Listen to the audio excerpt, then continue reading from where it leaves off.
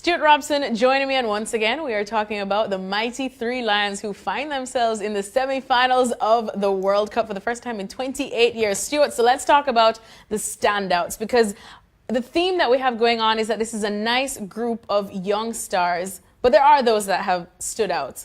If I could choose one, Jordan Pickford, of course, has been brilliant. Harry Kane is going to be Harry Kane.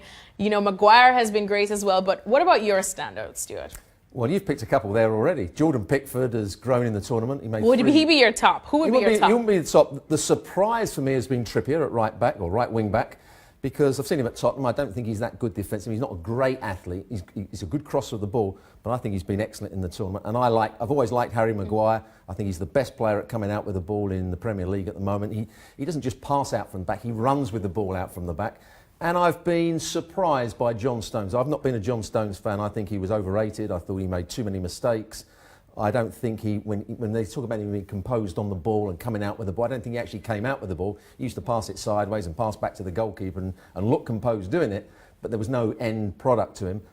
For England in this tournament, there's been some end product with him. He's started to drive into midfield. He started to play the balls into the front players. So he's been a real plus point. And as I said, Maguire, and I would say Walker playing as a right wing back. So the back three, I think, have done exceptionally well. You know, everybody, I think one of our colleagues, Steve Nichols, said you cannot play Walker as the right-sided centre-half. He's not experienced in that position.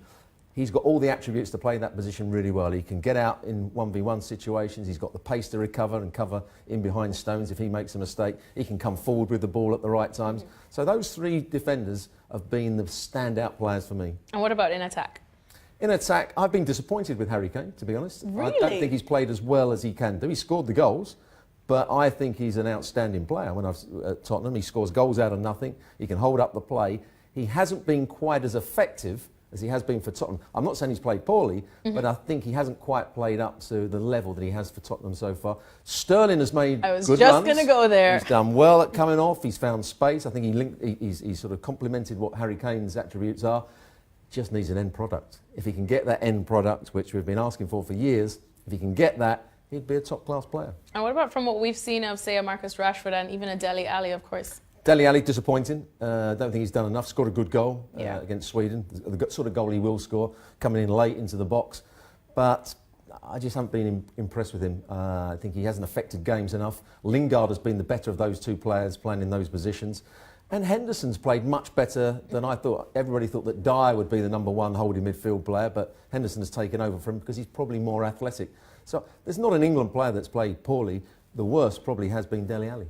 Ooh, all right. That's something that Spurs fans do not want to hear. But hey, at the end of the day, England find themselves in a World Cup semi-final. We'll see exactly how they do. Continue tracking everything from the World Cup right here at ESPN FC.